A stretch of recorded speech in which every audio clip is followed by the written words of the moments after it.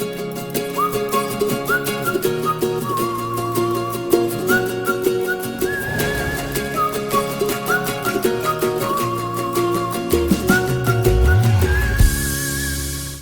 to LWDG Pod Dog, the podcast that helps women train their gun dogs and become part of a supportive community. I'm Joanne Perrott, founder of the Ladies Working Dog Group, and I'm thrilled to be your host.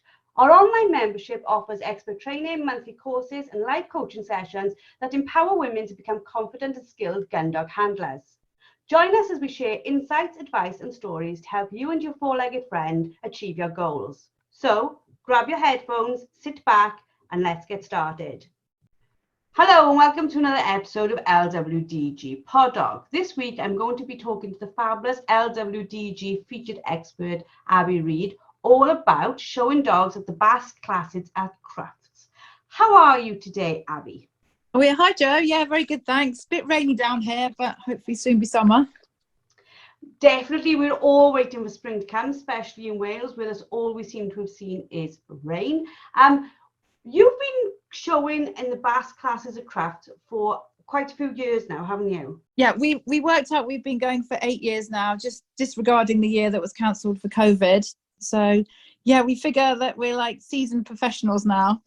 It is lovely to chat to you about it because I know there's lots of our community who might be like, they understand what Crufts is, you know, it's a UK show, it's run by the Kent Club, they understand all that, but they might not really understand about this like little section of it which is run by BASC. So can you tell people, you know, what is the BASC bit of Crufts about?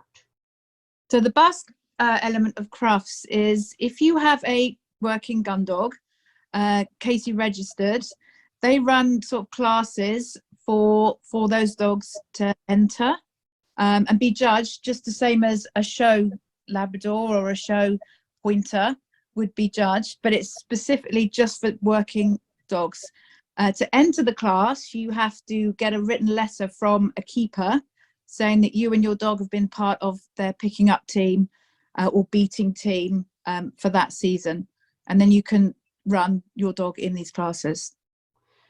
So do people have to qualify for the classes any more than just being on a shoot? No, there's no qualification. It's not like, you know, at champ shows for show breeds where you have to work your way through the levels. I'm not too sure about all that, actually, if I'm honest.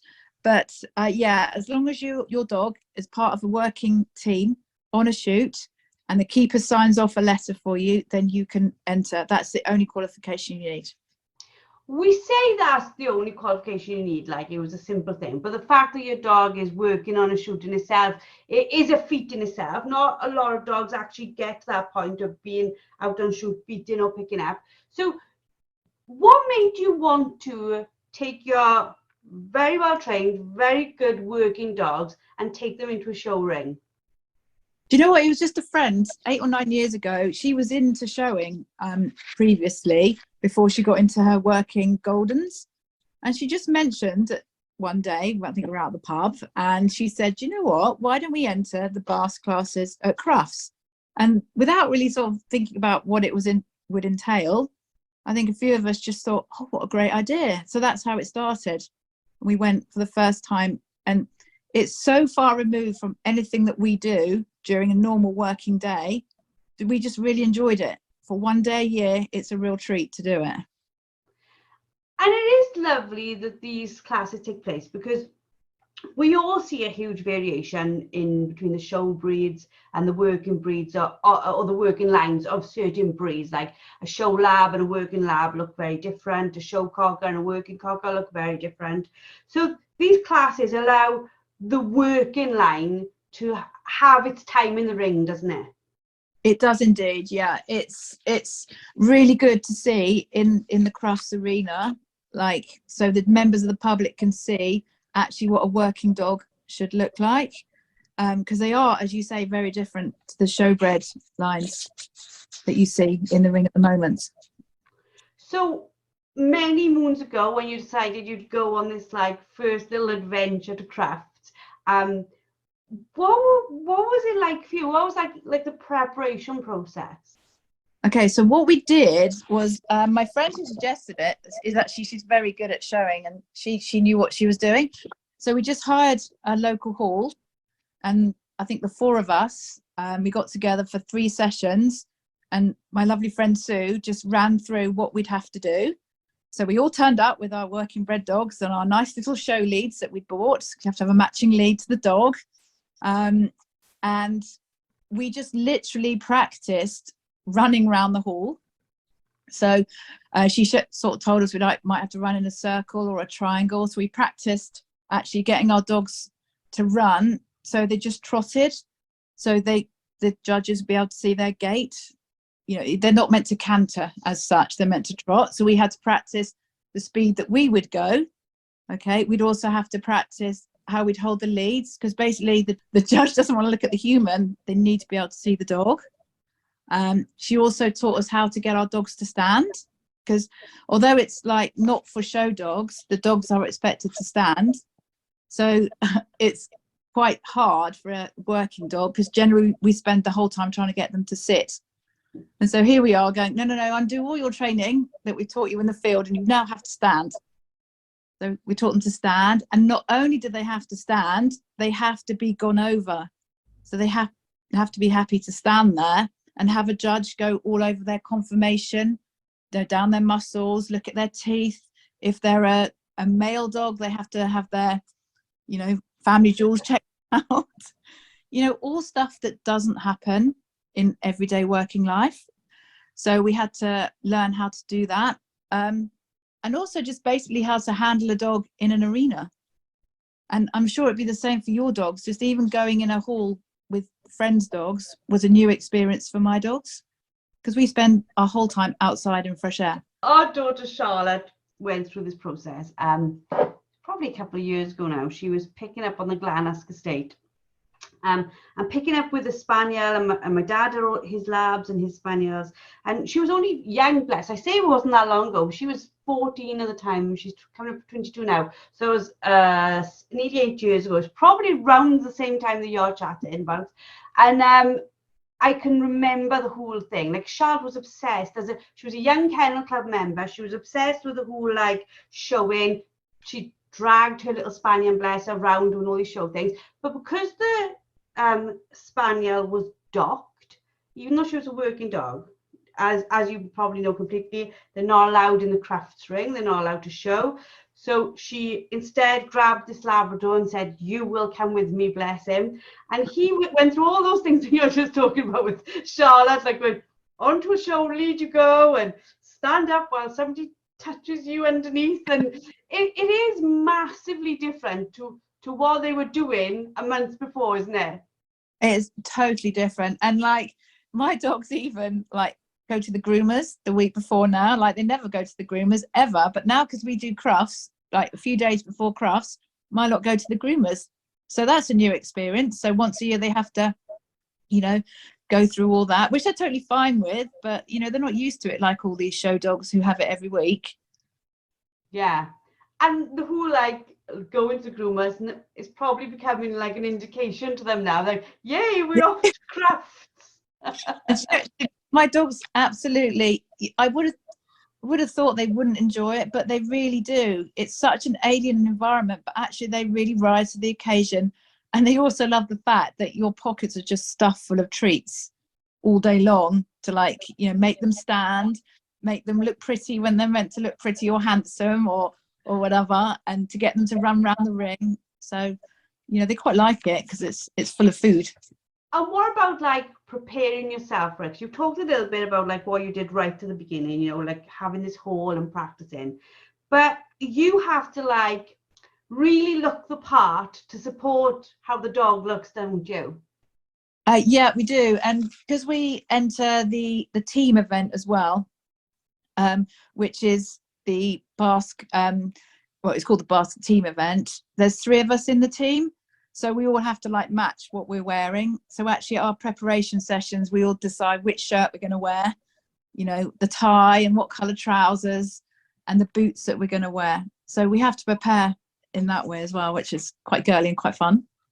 So for those who are, listening to you now and thinking about, the dog didn't really have to qualify to be there other than being a working dog on a working estate. they still go through the same amount of judging as a show dog would, wouldn't they?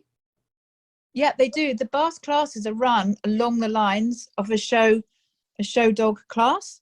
So when you go into the arena, there's a steward who ticks your number off, because you have to wear a number, as they do in the show ring. And as soon as you're in the ring, the judge is judging you. The judge is in the ring before you get in the ring. So you walk in, and then usually you run around the arena as a big group. So in the bitch class, the Labrador bitch class that I was in, there was 60 dogs in the class. It was huge. So all 60 dogs were running around the arena when we first got in, as they do in the normal show classes. You then have to wait your turn and to go, it's called under the judge. So you walk up to the judge and you have to present your dog in a stand for the judge to go over, look at the teeth, look in your ears, you know, check all the muscles, check your dog's conformation. As we said, put his or her hands wherever they need to put them. And so just as they would do in a show ring, okay, and you're then asked to like run either in a circle or a triangle. So it is run exactly like a show class, but for working dogs. And like you just mentioned, these are highly competitive classes, aren't they? It's not just a few of you. They are big, big classes. Yeah, big, big classes. I think, as I said, I was in the Labrador bitch class and also the Labrador dog class. There was 60 bitches and there was well over 50 dogs. We also did the field trial class as well. There was a lot less in that because that's actually run by Crufts. So to qualify for that, you have to have a field trial award, but it was a much smaller class. But the BASC classes are getting bigger every year. So to win it, to get an award is like totally amazing out of all those dogs. And for like those listening, like the really amazing thing, I suppose, of these classes are they really do show the public there is a very different dog that works on an estate. Yeah, I mean, there were some show dogs in the arena. Show dogs obviously can pick up, work on shoots, but they are such a different look. And I think it's really good for the public to be able to come to Crufts and walk around the benches, because the public can walk all around the benches where our dogs are and see the difference. See the difference in a showbred, which was like in, say, I don't know, ring number 35, and a working bred, which was, say, in ring 25, and they can go and see the differences. Certainly for some breeds, there's a lot of difference between the show and the working. Yeah, absolutely. And for you and for all the competitors, there isn't really like a backstage, is there? Because when you're waiting in your area to go into the class, the public can still see you. Yeah, all day long. It was actually, that's what we really enjoy, because we have members of the public come up and they chat about obviously our dogs, but then they chat about their own dogs, and it's a really friendly day out. And obviously my dogs love it, because everyone tells them how handsome, how pretty, you know, it gives them loads of fuss and attention for the whole day. But yeah, no, it is a good day out, and I recommend anyone to go. And the judges are people from a working background, so they're understanding what they're looking for in the confirmation in this class. Yeah. So for example, the judge for the Labrador bitches this year was Laura Hill, who many of your ladies will know is, you know, very, very big in field trials, you know, and breeds like amazing dogs. So Laura certainly knows what a good dog looks like and feels like. So it's people who know what they're looking for. And I think it's lovely for the whole community to have that opportunity to put their dogs forward in this way. But there isn't part of this day which is about actually seeing them work, is there? No, your dog doesn't come off the lead.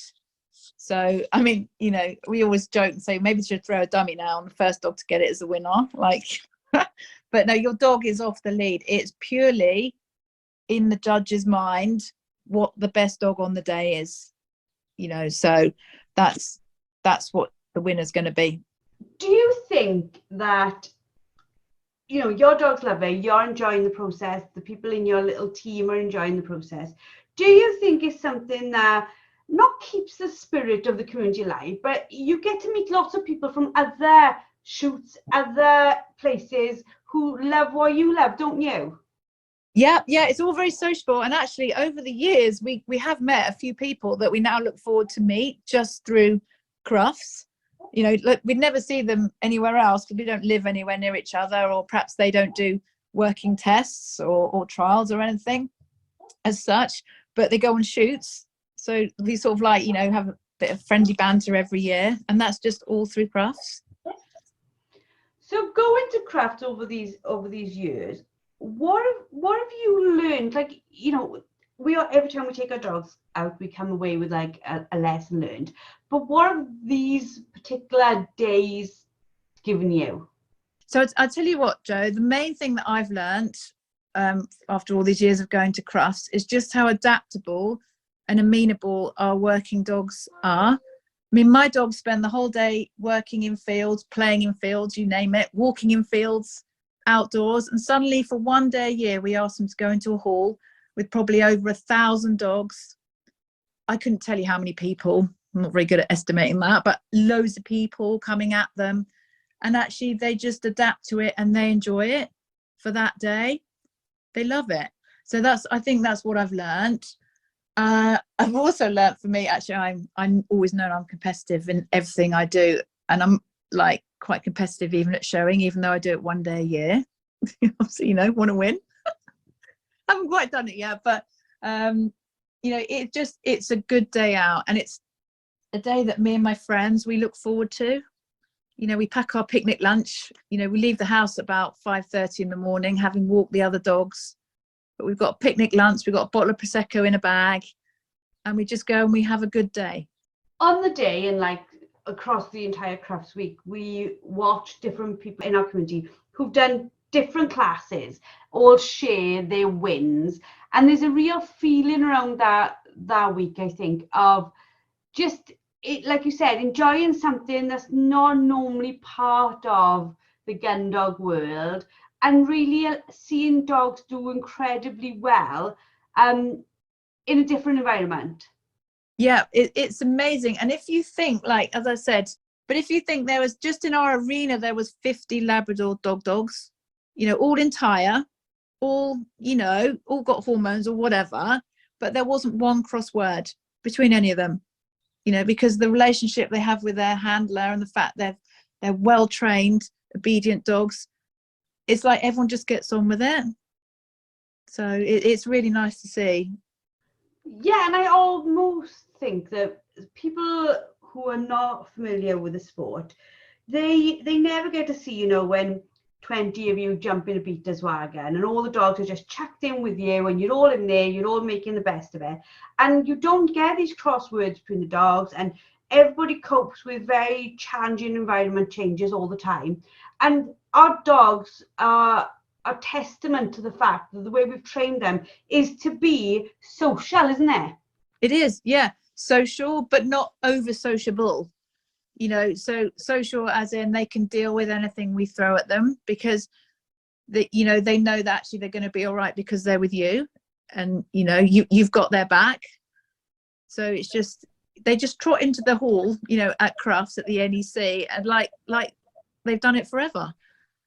You know, 2 of my dogs that I took this year have never been before, but they just took it all in their stride.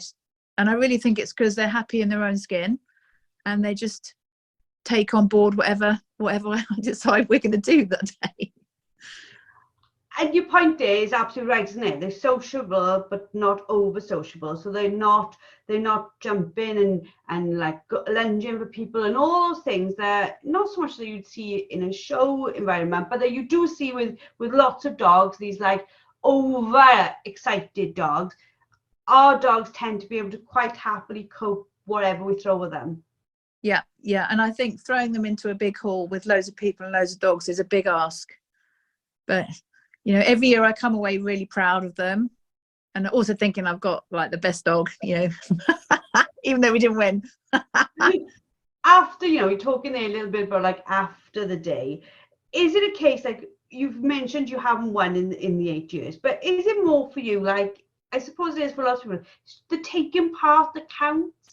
It really is, and as I say, it is just a fun day out. It's so far removed from anything that myself and my friends do. In fact, probably anyone in that arena does on that day.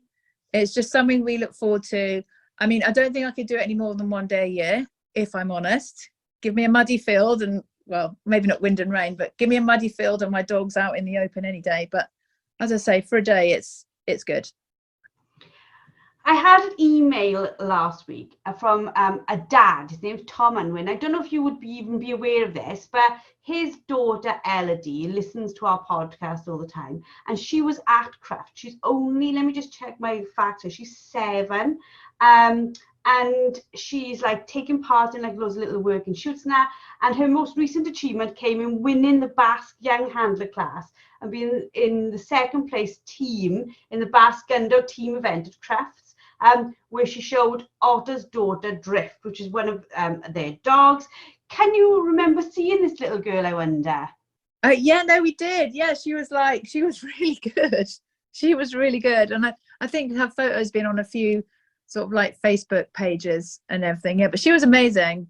But they have young handler classes for like up to 18-year-olds under a certain age as well. So that's really good. So it's getting young people into it as well.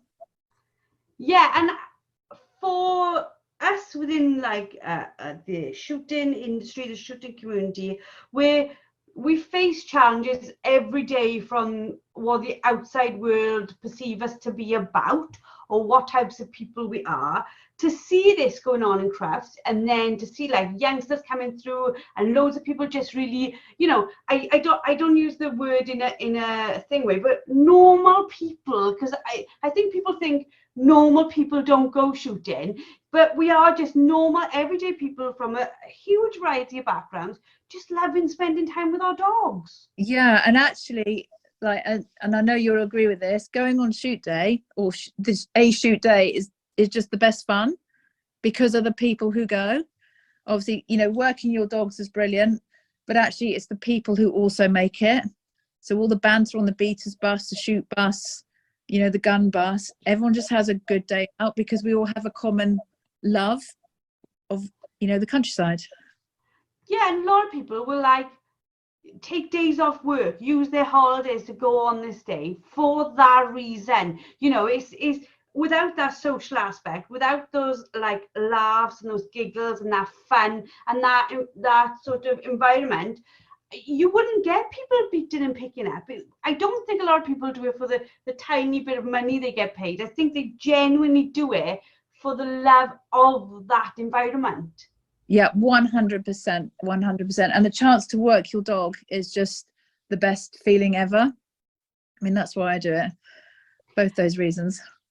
So what are your future plans for showing dogs at Crufts? Is it like, I'm loving every minute of it, but one day I will take the dog in there that will win?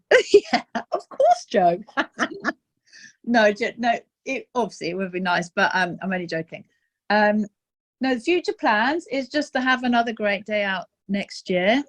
You know, we're making plans already. Like, I think Gundog Day will be on the Friday, so we'll all have to take time off work.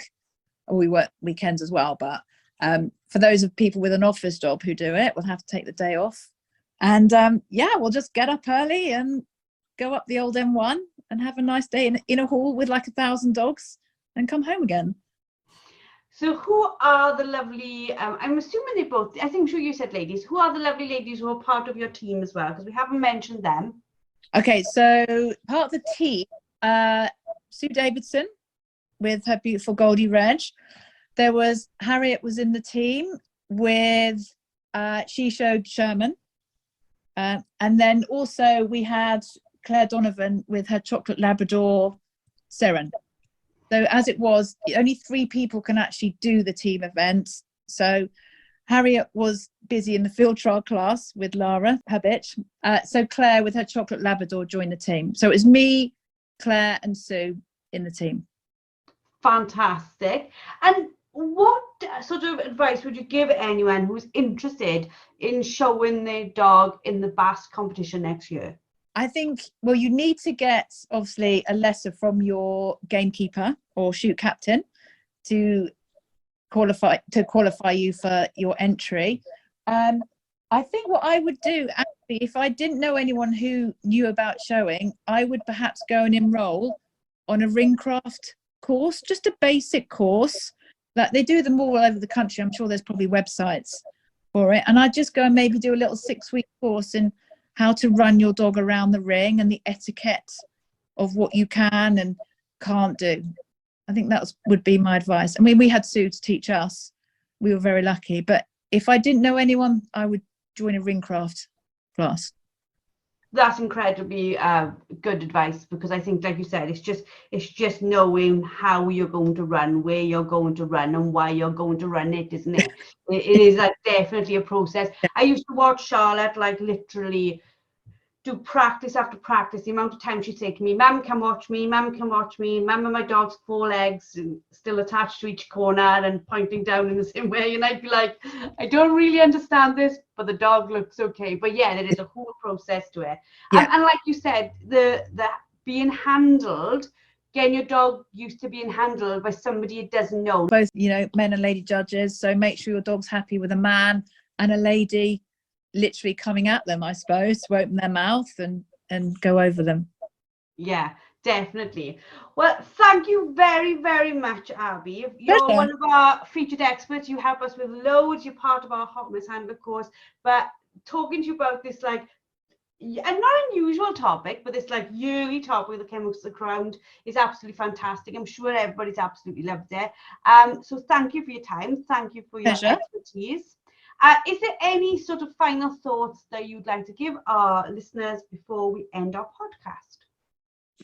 Any thoughts? My thoughts would be just enjoy your dogs, whatever you're doing at the time you're doing it, just enjoy it, because they actually are our best friends. So thank you very much, Abbie, for your time, and thank you everybody for listening. We hope that you've enjoyed this week's LWDG Pod Dog, and we look forward to speaking to you all next week. Thank you for listening to LWDG Pod Dog with Joanne Parrott, founder of the Ladies Working Dog Group. If you're interested in joining our supportive community and taking advantage of our group experts training and resources, please visit our website at www.thelwdg.com. Don't forget to subscribe to the podcast and leave us a review, and we look forward to helping you and your 4-legged friend thrive. Until next time, keep training, keep learning, and keep working with your beloved gun dog.